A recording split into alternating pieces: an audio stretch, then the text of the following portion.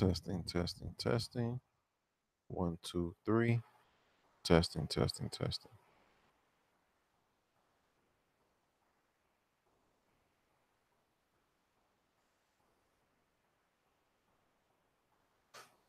All right, we're live.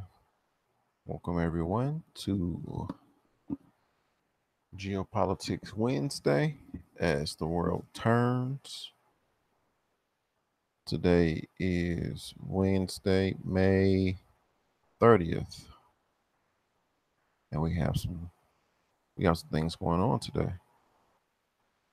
Today we're gonna go over a few things. Some points being, well, today we're gonna go over how the U.S. threatens India with consequences as New Delhi plans to procure Russian military hardware, the EU pushing back against U.S. sanctions, Israel strikes over 30 targets in the Gaza Strip. Those points, among other things, we'll be going over today. Those are just a few things that has been going on since we last met last week, Wednesday. Um, let's see here. I hope everybody has been doing well. As for me, I've been well. It's getting hot where I'm at. Nice hot weather is on the way. It's been too hot sometimes, but I think I'd rather have it too hot than too cold. You can always utilize the services of a nice fan or air conditioner, some type of something that can cool you off. So, all right, let's dive into it, shall we? So I can share my screen here.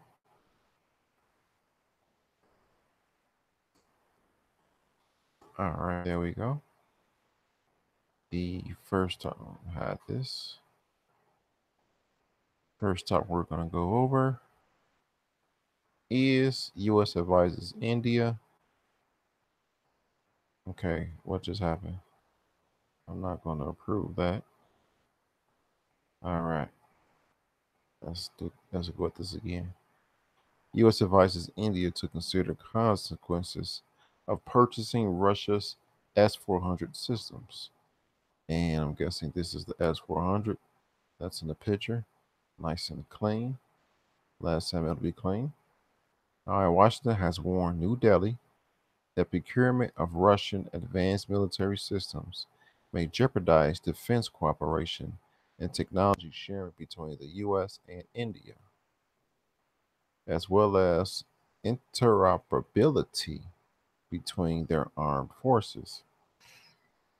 I'm going to go ahead and guess this is just as well as interoperability between their armed forces is just something, it's just a throwaway comment. I'll just say that. Quote, there is a lot of concern in the U.S. administration and Congress with the S-400, end quote. House Armed Services Committee Chairman Mac Thornberry told India's Economic Times Daily, urging New Delhi not to rush and carefully consider all potential consequences of purchasing advanced Russian weapons. Quote, there is concern that any country that acquires the system will complicate the ability of interoperability with U.S. forces, end quote. The acquisition of this technology will limit, I am afraid, the degree with which the United States will feel comfortable in bringing additional technology into whatever country we are talking about, Thornberry said in a separate interview with NDTV. I'm just going to guess NDTV stands for New Delhi TV. The decision to purchase the S-400 with New Delhi is expected to announce in is expected to announce in October, could jeopardize sales of U.S.-built Predator drones, despite the Trump administration's recently announced plans to ease arms sales to foreign countries, including India. The changes are designed to allow U.S. arms suppliers to sell weapons to allies directly, circumventing the State Department, the Pentagon, and Congress. This is one of the areas where the acquisition of the Russian anti aircraft system will make the acquisition of their technology somewhat more difficult. India hopes for domestic production of F 16 fighters jets could also be at stake, in part because of the Countering America's Adversaries Through Sanctions Act, which mandates the Trump administration to punish entities engaging in significant transactions with the defense sectors of Russia. India wants to have more technology sharing and production like the F 16. The issue there is when you talk of technology, and then there's the, that doesn't seem right, I'll repeat that again. India wants to have more technology sharing and production like the F 16. The issue there is when you talk of technology, and then there is the S 14. That doesn't seem to flow well, but I keep reading. So, do we have some concerns that we have brought up to different levels of your government? Texas Congressman Henry Seller was quoted as saying by the Economic Times, India is not the only country that is being pressured by Washington against purchasing Russia's S-400. U.S. lawmakers are threatening sanctions against Turkey and are even seeking to ban F-35 deliveries if Ankara goes behind with the deal. All right, so there you have it. India, New Delhi is. Let's see if there's anyone here. We have another co-host. How you doing, Mike? How you doing today? I'm good, brother. Yourself? I'm good. I'm good. Thank you for asking. As I just read, India has decided to purchase some Russia S-400 systems, anti-aircraft vehicles, missiles, and the U.S. don't like it. Yeah. So, the United States doesn't want anybody doing business with Russia, and that's been and that's been long known, within the geopolitical segment, and the reason why is because they don't want Russia having their systems distributed all around the world uh, at the behest of the United States.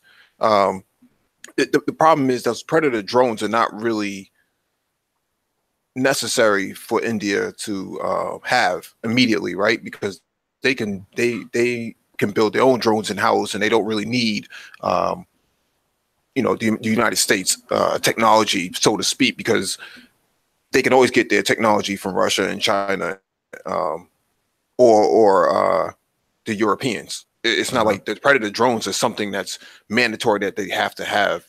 They actually brokered this deal through Israel. So Israel has been working as a intermediary for India to get access to American technology. The reality is, whatever the United States can build, India can build in house on its own. Hmm. I agree. I agree. When you said drones, I'm pretty sure anybody can make a drone. I've seen videos of people in the Middle East making drones out of uh, everyday parts and flying it just for short distances. As at this point in time, drones are not hard or difficult to build. Well, Uh, Go ahead. this drone technology would be proprietary technology. It wouldn't be something that you can just make off the shelf, right? But because it has a communications link, it has a satellite link, it has um, capabilities of carrying Hellfire missiles, just and has the long-term duration and for flight time, right? So it can stay up there for like 18 hours or whatever it is that it can do. Hmm. But that's fine if it was if it was a an exchange without any strings attached. But the problem is that the United States wants to attach strings to everything, and it Hmm. doesn't work that way. Turkey is going to go ahead and go get the S-400 system too. Syria now has the S-300 system in place. Um, there's a probability that Saudi Arabia is going to purchase S-400 systems as well. Now, in this piece that I wrote by RT, it was saying it gave some quotes about some congressmen. Little I call them throwaway quotes. One was saying, as well as inoperability between their armed forces. Little quotes that that doesn't mean a hill of beans in the grand scheme. They're just saying to be petty, I guess, for lack of a better word. Mhm. And I'm reading this and I'm thinking to myself, okay, I'm understanding this political thing. You say things just to rouse up the thoughts, but it doesn't really mean anything. The inapt well by saying, well, if you buy that, you won't be able to work with our systems. Just little stuff like that. And I'm listening to this, man. I'm just saying, I'm learning more about the politics of things. Because what India wants is a way to countermeasure China Hmm. militarily, and the United States wants to provide the technology for that. Israel wants to be the intermediary for that. Um, but as it stands, India is a core member of the BRICS, Yes. right? They're you have Brazil, Russia, India, China, and South Africa. They're not really at odds with each other, so to speak. They're pretty much on the same page. Mm-hmm. Now, if you're saying that they need the drones because they're worried about Pakistan, well, Pakistan and India now are part of the SCO, which is the Shanghai Cooperation Organization. Mm. So everybody's pretty much on the same page in the East. Now, when it comes to the West, the United States is the outsider. Yeah, and it's starting to become clearer every day. Right. Mm. So, I mean, yeah, the drones would be nice because they do have interoperability where you can feed um, surveillance footage and reconnaissance or ISR capabilities to your soldiers on the ground and in the battlefield. But it's not a high priority for India to actually have this technology right now because they're not at war currently as we speak. Mm. I don't foresee India going to war with Pakistan or China at this point. It just doesn't, it's economically not feasible and it doesn't make a whole lot of sense. You have the One Belt, One Road initiative going, you have the SCO, you have the BRICS, you have a lot of investments from China in India. You have India relying on all types of natural resources that are coming out of the region. It just doesn't make a whole lot of sense for India to actually purchase these drones and give their money away to the United States when they can actually just build stuff in house organically. That's a good point. That's a good point. And to piggyback, what you're saying, it really doesn't make sense. It's not logical that they would, like you said, go to war with these neighboring countries when they have so much to lose. And on the scale, you know, they have more to lose if they do go to war over compared to the U.S. putting some sanctions on them. Keep in mind that India is a nuclear power. Yes. So going to war with India would be a suicide mission, so to speak. Going to war with Pakistan would be a suicide mission as well. Um, we could probably throw Iran in there as well because Iran is getting cozy with Pakistan now, which is something new because they hadn't always been friends before. So you have the recent Shanghai Cooperation Organization summit last week, where China led it out in Shanghai or outside of Shanghai, and Iran has now been admitted as a member of the SCO, which is something that hadn't been done before. So all of this stuff is tying in together where you have China's leading the way, with Russia leading the way, with India, Pakistan. Now you have Iran joining the SCO, this is a framework that's going to be put in place to make sure that people are on the same page and not at war with each other. Similar to NATO. And I'm looking at the map. Since I have a look at the map when we discuss these things, and you mentioned the One Belt One Road initiative. India is right in the middle of that. In that, I'm guessing the expands from east to west of that. The how it's going to expand is right in the middle of the action, and the port that, from what I understand, the port which will be on the east side of India that China's going to put as far as the sea passing lanes. It's going to be a major port for sea passage. So it's absolutely illogical for India to go to war. And to me, honest, they're doing the right thing in terms of persons purchasing these S-40 anti-aircraft, what's called vehicles or missiles? Surface-to-air missiles, SAMs. Okay, surface-to-air missiles from Russia instead of purchasing these drones from America that you don't really need at the time. So, like you said, I agree with you. They would be just throwing away their money frivolously. And also keep in mind that the One Belt One Road initiative actually goes around India through disputed territory, which is called the Kashmir. So Pakistan and India both share this disputed territory.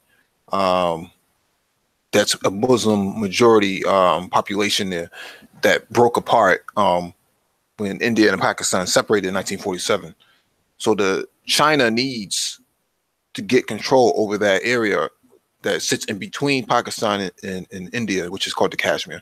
And because the railroad that needs to go through there goes through the Kashmir, India doesn't like that.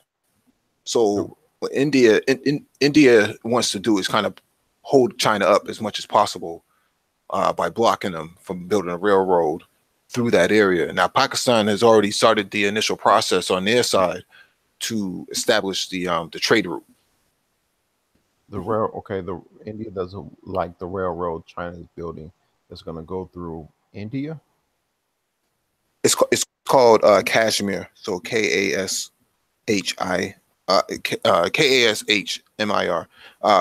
Basically, what Kashmir is a split region with Muslims, where Pakistan takes one side and India takes another side, but they mostly lean towards Pakistan. Okay. This area. And that's really largely what's holding up the whole entire One Belt, One Road initiative, because everywhere else is pretty much undisputed in terms of whether or not they can have the green light. Okay, right. So this Kashmir region is controlled by Pakistan and India. No one has a direct, not direct, but a majority control over it. But India wants to build a railroad through this area. But China wants to build a railroad. China, I don't know why I say India. China. But obviously, logically, Pakistan and India wants control of that area, because if when China builds the railroad through it, that's more income for them governments, whoever controls that area. Not income, but more about control of the territory. Because now, if the territory has been largely, if the infrastructure of that territory has been developed by China, then China's going to take ownership of it, and you're going to lose any sort of geopolitical control over it. Okay. And I'm guessing this area is mountainous? Yeah, the whole entire subcontinent is mountainous. That's why you can't invade India, and you can't invade Pakistan either. It's almost impossible. Okay, because of the mountains. That you have to invade them from, you have to invade India from the sea, or Pakistan has a clear direction. I'm guessing, I think there's a desert there between Pakistan and India, right? Some type of desert. No, there's some desert there, but it's largely it's largely unchallenged, right? It's not really it's not really a barrier to anything. But if you did get through there, they would know you're coming through there. But India itself and Pakistan has a lot of mountains that protect it from any invasion, especially from tanks, because tanks need to go up, you know, these goat paths that they can't get up. So if you were going to attack, India, you would have to bomb them from the air, and those S-400 systems and those S-350 systems that they have largely protect them from being attacked. Good. You know what? I don't know why, but I did not put two and two together. So I'm guessing, and New Delhi is in the north, right near the mountains. I like this. I absolutely like it. And I read in the article it specifically said New Delhi, India, and I knew what New Delhi was, but I just didn't put two and two together because you have these, these I forgot the mountain range, the name of the mountain range. You have that there, and like you said, if you're going to attack them, you got to do it by air. So the S-400s service to air missiles will deteriorate that, not deteriorate, but I'm losing my words today. It will deter that type of invasion. I like this. Nice. Okay, I like this. And the only thing they will have to worry about is attack by sea or from the Pakistan border, which I understand the India and the Pakistan border is one of the most very volatile region. Yes, very volatile. Is it true that they have snipers on duty 24/7 just in case? Yeah, they have to have that. What? Okay, I'm not well versed in these two history together. Why is this bad? Why is that region so bad? It's a lot of hostility because there's a lot of unresolved issues that came out of the breakup between Pakistan and India, because there was never a Pakistan to begin with. It was just India as a whole. There was no Bangladesh and all that stuff before.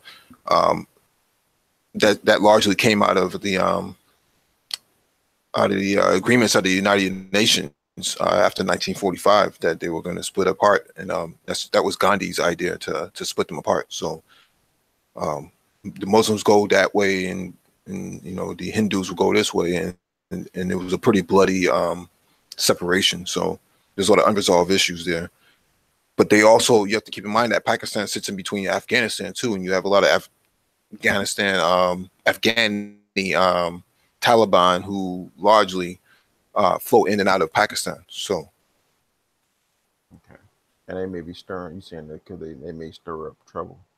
Well, you have ISIS now too, right? ISIS has embedded themselves into Afghanistan now, and they're having conflict with the Taliban. The Taliban runs to Pakistan to get support, and people blame Pakistan for supporting terrorism, but in reality, the Taliban is not attacking Pakistan. It's really other tribes that are trying to infiltrate and trying to get their way in, because a lot of Pakistan's territory is ungoverned. You know, it's just the major cities that are really managed efficiently, but the rest of the country isn't. Okay. Let me look up Pakistan to get a good. Why does it do this? Now, largely keep in mind, China is building a military port inside Pakistan right now as we speak. It should be completed by the end of the year. Really? Why is that? They don't really trust.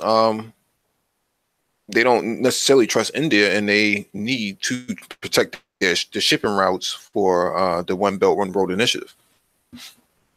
You have to keep in mind that India also is a regional superpower as well, because they have an aircraft carrier and they have a battleship group. and they're working on their second aircraft carrier as well. So I don't think that's going to be finished until 2022. But um, as it stands right now, India is not going to back down. You don't have an aircraft carrier in the missile crews in the battleship group unless you plan on projecting some power at some point. Yeah, I didn't know they had an aircraft carrier. Yeah, they've had an aircraft carrier for a while. They have a skip ramp aircraft carrier. Okay. Yeah, I turned on where you can see the topography and you see the clear mountain ranges right here. That's where Mhm. Mount Everest at, and it's just it looks Pakistan and Afghanistan looks from this aerial view looks desolate. It's a lot of barren land. It looks like in that area. Okay, I like Mm-hmm. this. All right, let's go to our next point. The EU is pushing back against U.S. sanctions, and let me read this New York Post. Let's see here. I should hit this up. France official wants Europe to push back against U.S. after Iran deal withdrawal. Let me check to make sure. All right. Paris, France. Francis France's finance minister says European countries should push back harder against the Trump administration over the Iran nuclear deal and not act as vassals to the U.S. But German Chancellor Angela Merkel says the U.S. withdrawal from the Iran Accord is a reason to dump decades of transatlantic ties altogether. She has a point.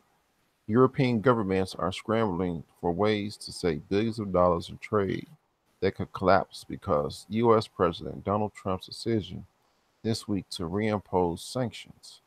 Trump argued that the 2015 nuclear deal, which allowed for the lifting of sanctions, wasn't tough enough on Iran.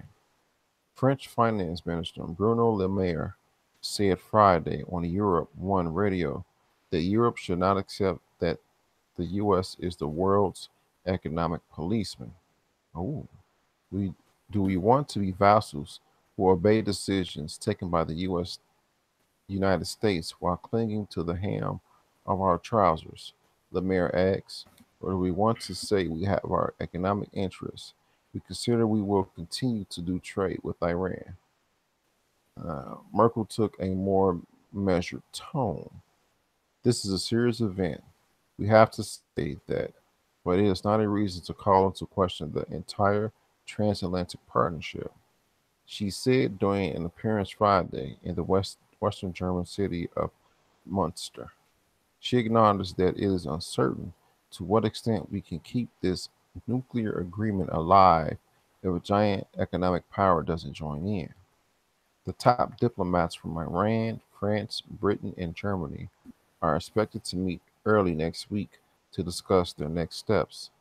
Lemire proposed creating a European body that will have the same kind of powers that the U.S. Justice Department has to punish foreign companies for their trade practices.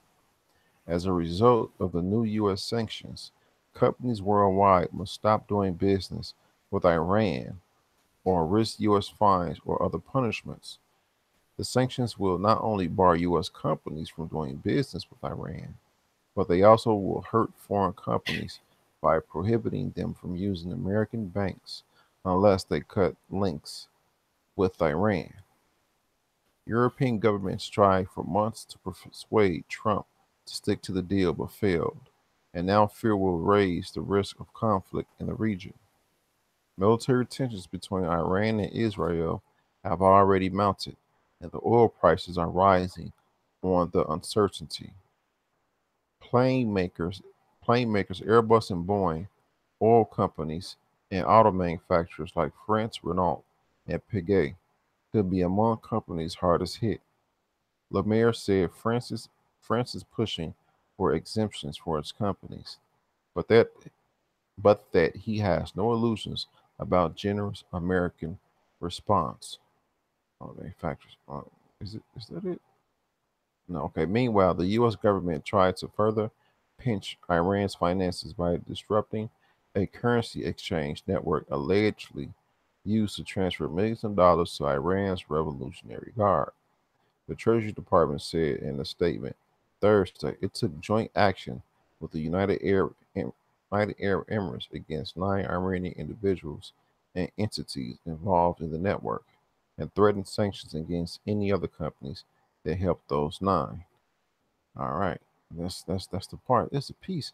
It said plane makers, Airbus and Boeing, oil companies, and auto manufacturers like Francis Renault and Peugeot could be among companies hardest hit.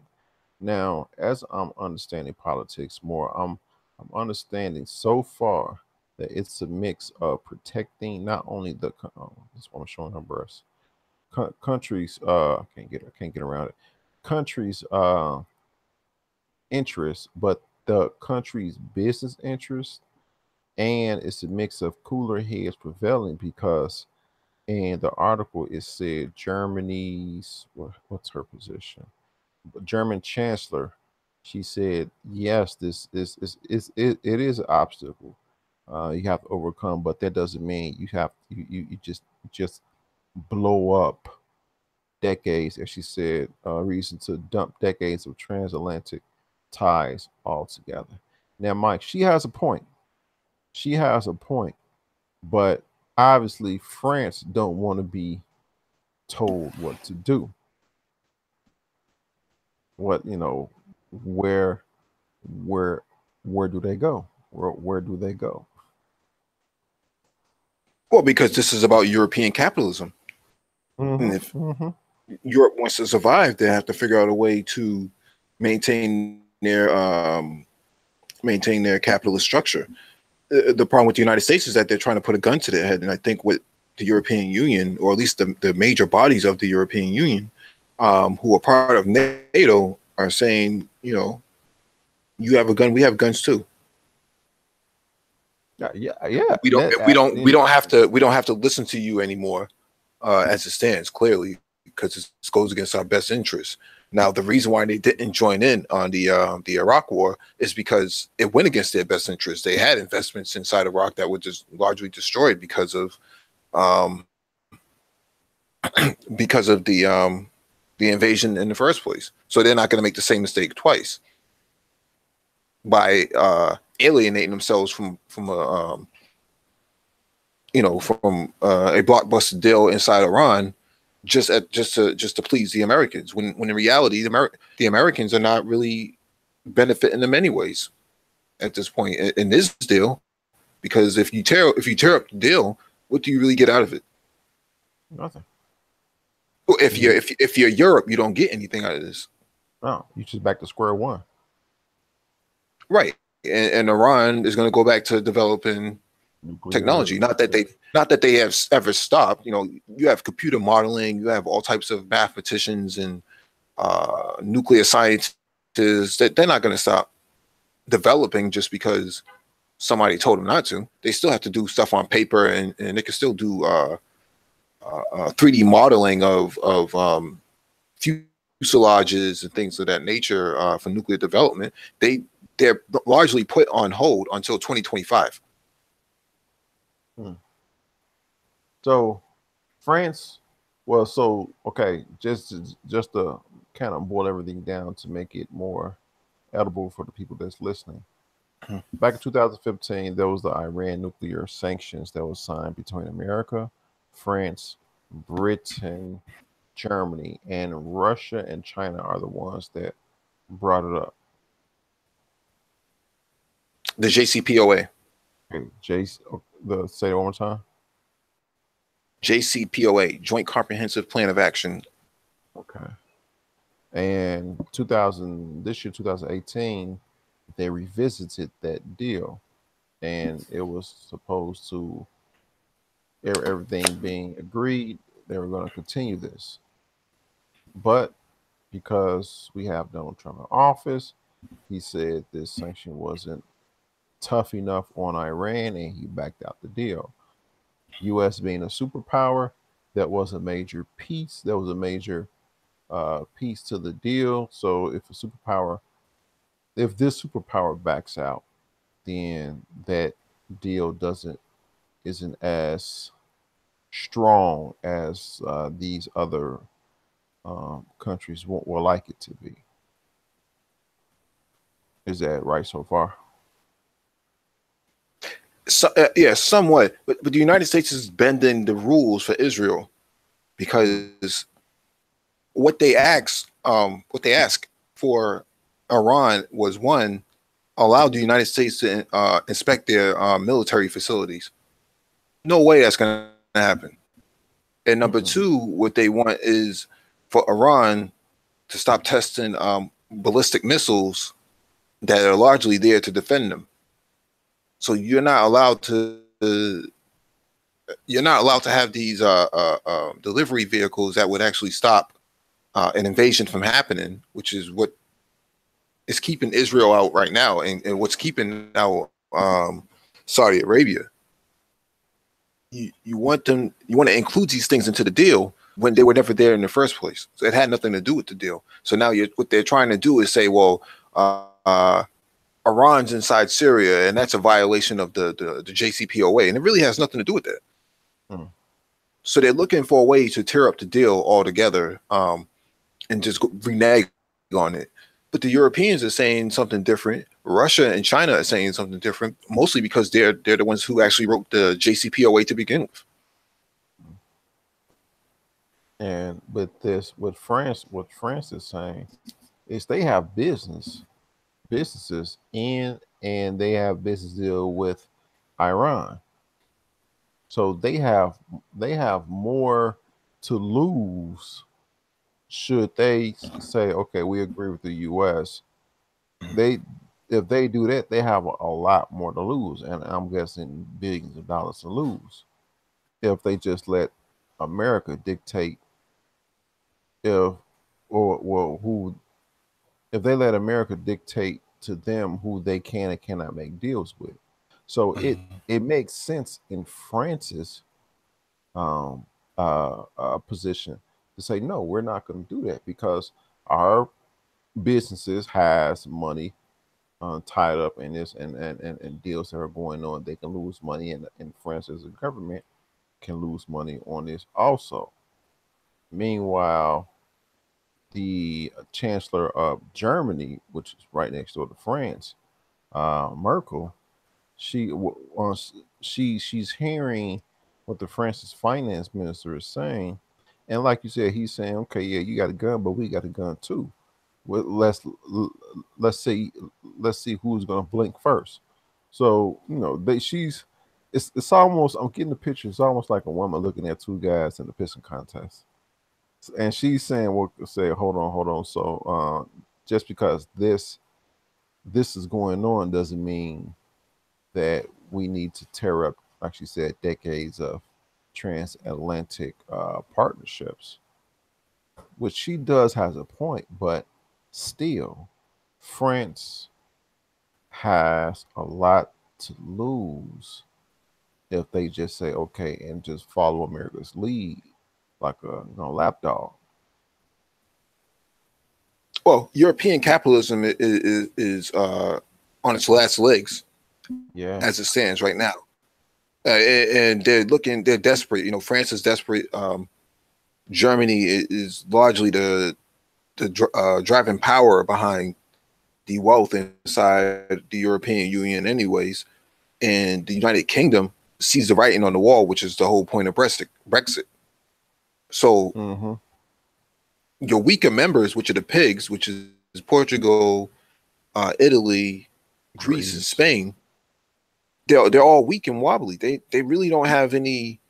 They're not really bringing anything to the table. Mm. So what I'm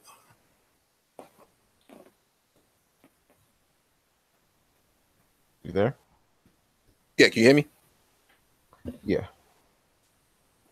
Yeah, I mean, Iran is the last hurrah for the European Union to actually get any traction inside the region.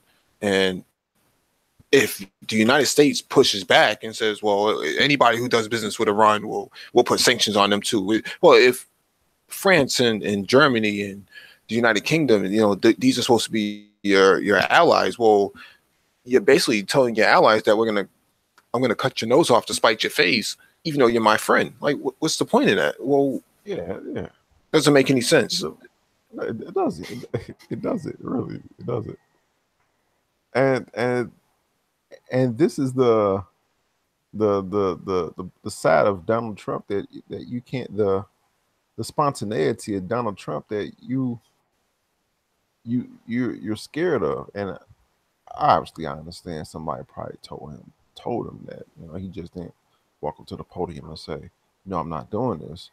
Obviously it was thought through, but still this surprise attack that these the UK, Spain, UK, France, Germany, and these other people are, they're caught by surprise. Well, I don't think they were totally caught by surprise, but still they're saying, hey, you're disrupting our plan. You're throwing a wrench in our plans. What are you doing? Because they're all tied in with Wall Street, as well as I forget the name of the street inside London. But basically, they're all tied into the SWIFT system, so they can't do anything about it until they can get off the SWIFT system. All the more reason why cryptocurrencies come into play here, because had there been some kind of cryptocurrency exchange in place between Iran and the European Union, or even France for that matter, they can circumvent the knot. That wouldn't be a problem. They'll just tell the United States to go screw themselves. Exactly. They'll just say, okay, suit yourself. We're just gonna transfer them this X amount of Bitcoin or whatever they want, and they cash out, which I totally understand. And when people say, cryptocurrency, and I'm just going on a small 1 minute tangent here. When people say, oh, cryptocurrency doesn't have a leg or a use case, it does. You're seeing, if people understand these things, they're seeing it in action. It does. It gives other countries a chance to be less dependable on the U.S. and the U.S. dollar. Mm-hmm. Well, keep in mind that Iranian money is still tied inside Wall Street right now because of the sanctions, and basically what the Iranians are saying is that, well, if you guys are going to tear up the nuclear agreement, then we might as well just go back to developing nuclear technology. Right. And France is saying, well, if you guys are going to tear it up, then we might as well forge our own way of going about doing business without you. It's almost getting to a point. You see, Go ahead. You see, Israel is really driving all of this.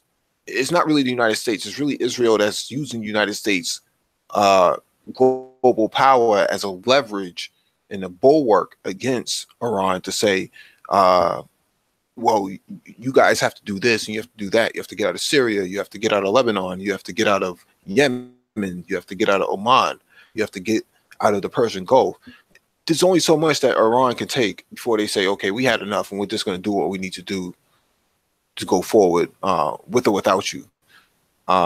There's deals being set up between Iran and China and Iran and Russia, to circumvent all of this stuff. You have Russia coming on now with the new banking system, which is the SPF, that should be finished by next summer. And once that's all complete, it's going to be game on now. Now, my question, okay, Israel is using America's power to do their bidding. If we see this, don't these other countries like France and Germany and Great Britain see what's going on? And don't you understand what I'm saying? They're playing a double-edged sword, for lack of a better description, because keep in mind that Israel gets its submarines straight from Germany. They don't even pay for them. And they get a lot of France gave Israel their early nuclear technology in order to develop nuclear weapons.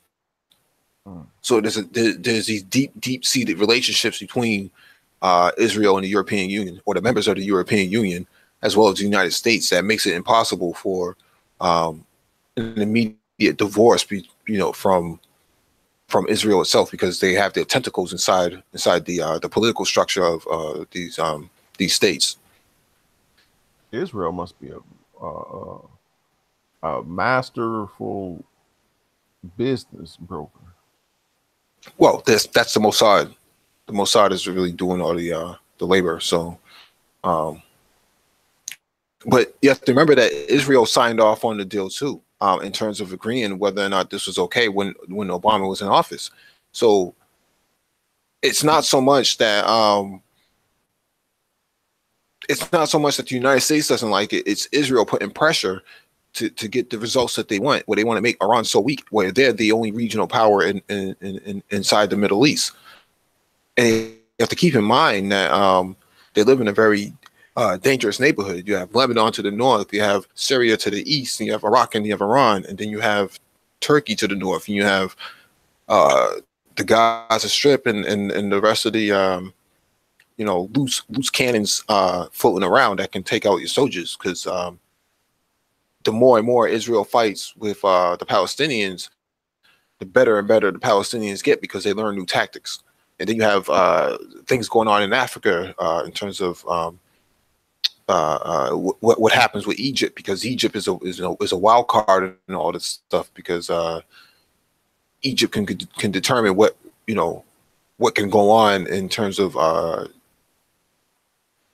shipping and shipping lanes going up through the Suez Canal, and I think in your piece that you read, it said that the uncertainty is causing oil prices to fluctuate, which is something that we had talked about last week, that the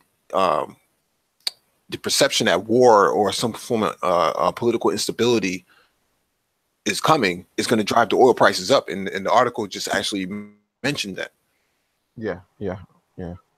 We talked about on our economics hangout. Right. So you can see oil spike, from 70 to 120 to 130. I think Dollar Will talked about how far it can go, up to $238 a barrel. This is the type of stuff that's going to drive it. You attack Iran, or there's any sort of uncertainty between the JCPOA as well as these trade sanctions on these tariffs on China, that can just spike things out of control. And when things get out of control and there's a lot of uncertainty, then it only takes one gun to go off before a whole war, breaks out. And if a war breaks out, it'll be between Israel, or obviously America, because it'll bring America in. Egypt, Lebanon, Syria, Palestine, Iran, Iraq. Well, you have 8 different militaries right now inside Syria as we speak. You have Turkey, you have the United States, you have Britain, or the United Kingdom, you have France, you had Iran inside Syria, you had the Palestinian Liberation military inside Syria, you had Hezbollah from Lebanon, you had mercenaries coming in from Jordan and as well as Iraq. That's about 8 different militaries in one country fighting each other. That's a world war. Yeah, it is. And oh man, I was gonna say something, but I don't want to say I don't want to seem shallow. But when war comes and war goes, all of that land is going to be rubble. No one's not rubble. No one's going to want to buy it, and all of these war capitalists are going to just swarm in and just buy up land. And the war capitalists is going to be Britain, France, America. All these Western capitalists is going to swarm in, start paying the government money for this beat up on unwanted land. But that's the way it goes. Are you talking about in Syria or just anywhere? Syria. No, they wouldn't buy up Syria. Syria is one of the last bastions of of being separate from the rest of the the IMF and the World Bank and all those institutions that largely uh, keep Countries down. countries in oppression. So Russia really keeps that umbrella over Syria to prevent that from happening. Now China has made billions of dollars investment into Syria the last couple of years. As it stands, Syria is pretty tapped out from a financial perspective because they spent all their money on fighting these jihadis. Uh, they spent all their money in 2015. So they tapped out, and that's when the Russians tapped in to their war budget and started their bombing campaign against these terrorists inside Syria. And even Mm. Russia has pretty much spent all their money already. Mm. So they spent all the money for the year on having that umbrella over Syria. Pretty much, Oh, I the guess. the air sorties that they've outlined to protect Syria from these jihadis, these terrorists. They were supposed to spend $1 billion, and that's what they spent. And now they've pretty much stopped for the most part. They pulled out in February or January. Mm. Now this is actually a good thing for Syria because Syria actually needed investments to rebuild the infrastructure, and now that everything's already been destroyed, largely due to the war, it makes it easier to redevelop your country to make it more advanced. Because before you would have had to move all these people, you would have to give eviction notices and find places for these people to go.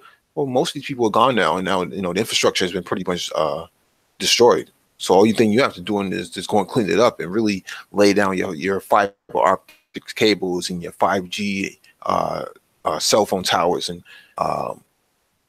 different type of water resources and infrastructure that was largely aging before can now be replaced Mm. with new infrastructure. And get them to stop bombing you long enough for you to do it. You mean Israel is really the one that's doing all the bombing, but Yeah.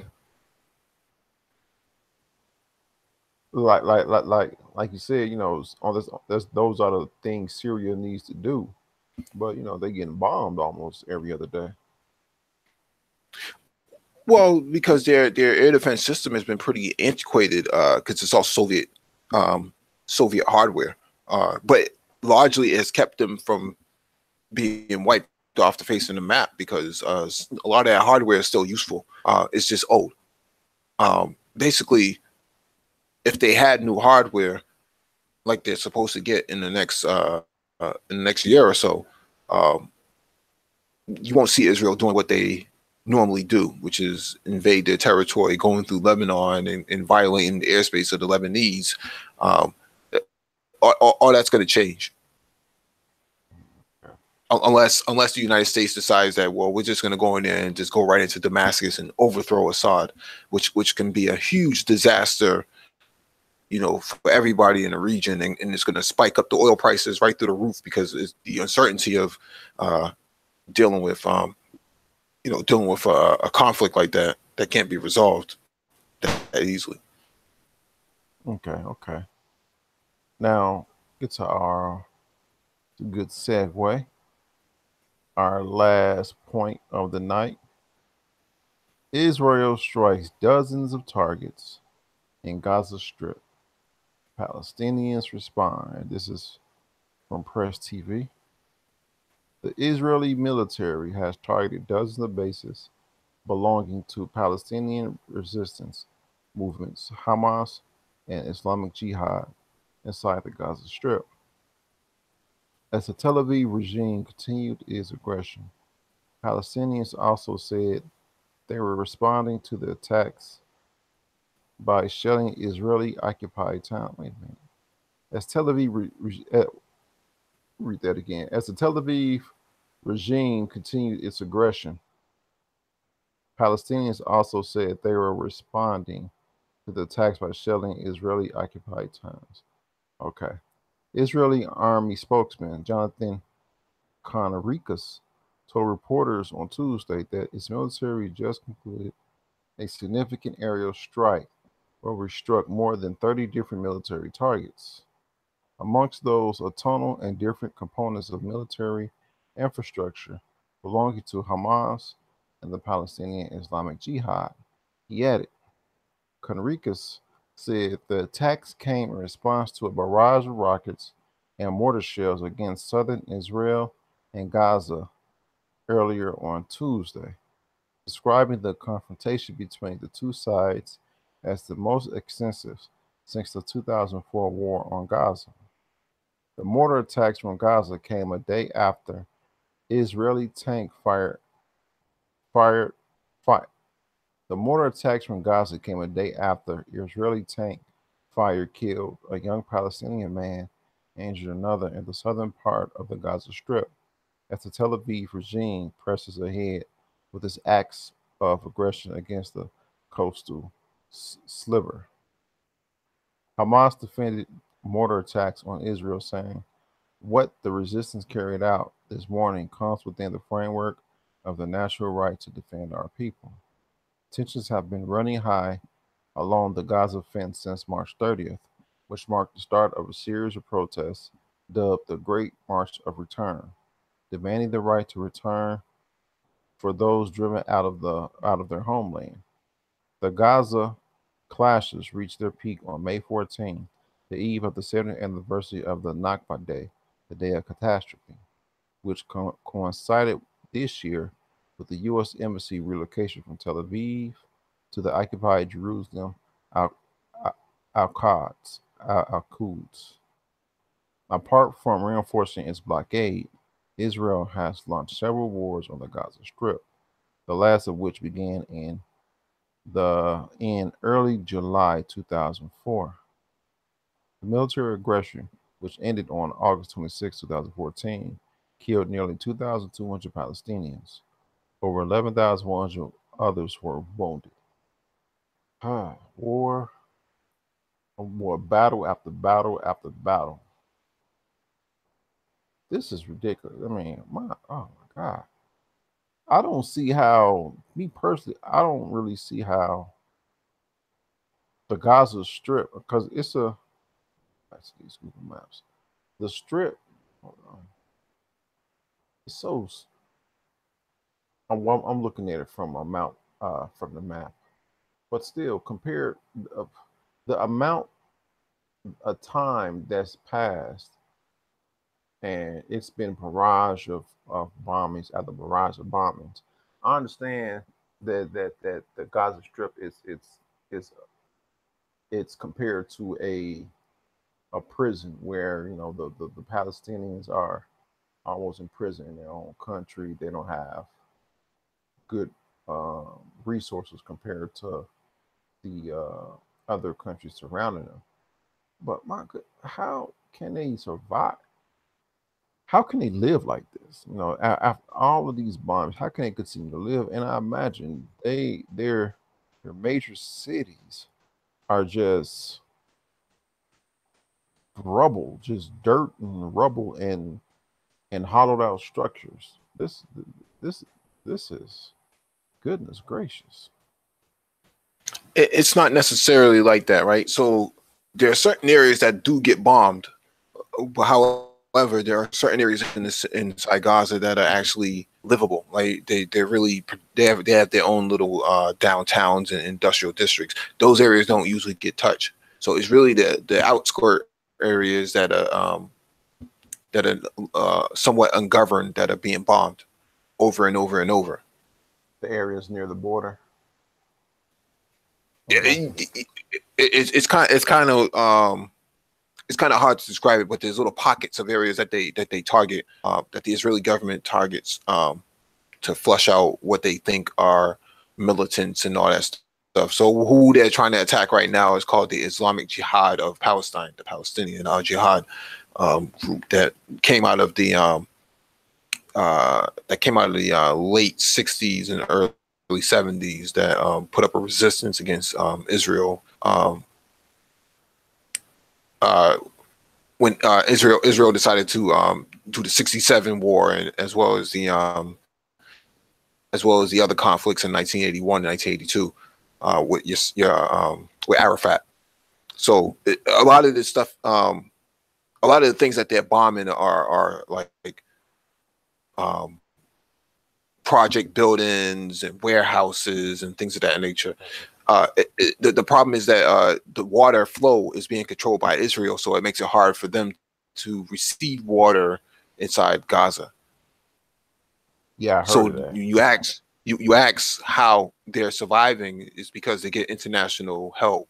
Now, when Trump came into office, he decided to cut off funds to the Palestinian Authority, which is run by Mahmoud Abbas. And Mahmoud Abbas, I said that's no surprise. right? And Mahmoud Abbas is basically like a Al Sharpton of the Arab world for Palestinians. He just runs his mouth. He's just a political figure, largely put in place by as a puppet. So he'll shake his hands and be like, and play the political role of a talking head, but he's not really effective.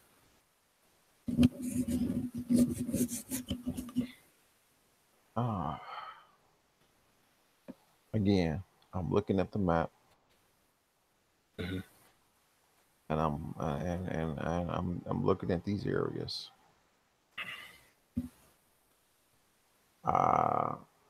Jerusalem, which is only recognized by America and Israel, is the quote-unquote capital of Israel now. And the Palestinians, which are mainly in the West Bank, but you have some on this Gaza Strip. And Israel has all of this military might just in their own country compared that they could beat up on the Palestinians. As far as its extent, but they have the backing of the superpower of America, which they lobby or do some lobbying and get America to like we said, do its bidding. Just like you said, Donald Trump stopped assistance to aid to the Gaza Strip. I'm quite sure Israel put a bug in his ear to have that halt. Well, keep in mind that Israel controls the resources that goes into Gaza, so they determine how many calories inside of the food is going to be allowed for a Palestinian to eat. So they only get 250 calories. So allegedly they only get 250 calories a day to eat on. Mm. You're basically trying to starve out the Palestinians and force them to the table, and that's not going to happen. Now, because 250 calories a day, there's a lot of people gonna die. You really can't, replace yourself as far as your population, But like we said, the Palestinians are not going to come to the table because if they do, the deal that's going to be put on the table is not going to be beneficial to them. And if they agree with it, if when I say if, like we agree, if they even come to the table, but if they even agree with this, they're going to cease to be Palestinian. They're Palestinians going to cease to exist. Well, and the thing is, if they agree to Israel's terms, then they have to be Israeli, and they have to give up their citizenship. They give up their nationality. Uh-huh. Well, if they give up their nationality, they're no longer Palestinians, and now they become Israelis. And if they become Israelis, then what happens is Israel is not going to be able to hold the majority vote from a democratic standpoint. So they have to keep Palestinians as second-class citizens, like white people in America do to black people, which is why black people don't have their own political party and black men don't have political representation, which is why you can openly kill these people in the streets and get away with it. It's sad, man. It's sad. It is. I mean, it's sad because once like we're doing, once we are reading into it and getting information, seeing what's going on, knowing what happened in the past, and seeing the little tactics and the maneuvers and the chess moves Israel is doing against Palestine, and you see over the years the territory Israel and gobbled up, even in the West Bank. Israelis are populating the West Bank and taking over the West Bank, and a little move to move the U.S. consulate from Tel Aviv, which is the capital of Israel, to Jerusalem. And now they're saying, oh, Jerusalem is now the capital of Israel. And even if you go on Google and type up Israel, it'll say, oh, the capital of Israel is Jerusalem. Just little maneuvers like this over a long course of time, after a while, is something is going to come to a head. I'm surprised nothing came to a head already, but something's going to come to a head. There's going to be a crux, and I'm sorry, the Palestinian people don't have nothing to lose. They already lost majority, the vast majority. So that it's kind of It's frightening to fight a cat that's backed up into a corner. You don't know what it's going to do to get out that corner. So. Well, Turkey has played a geopolitical role in supporting the Palestinians because this makes Turkey look like a regional power, something that they hadn't been since the Ottoman Empire, and they're using the Palestinians' plight as a political tool within Turkey to say, see, and we're the real Muslims in the region who can stand up to Israel and stand up to those Jews and Zionists. We can stand up to them. Meanwhile, Saudi Arabia is sitting in the corner, right in Riyadh, not saying anything. And then you have Jordan not saying anything. You have Egypt not saying anything, right?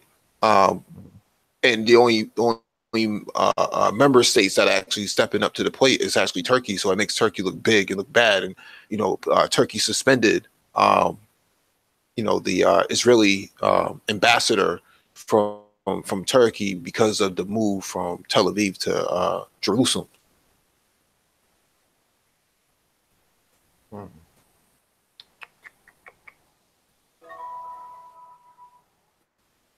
This is I'm just gonna continue to,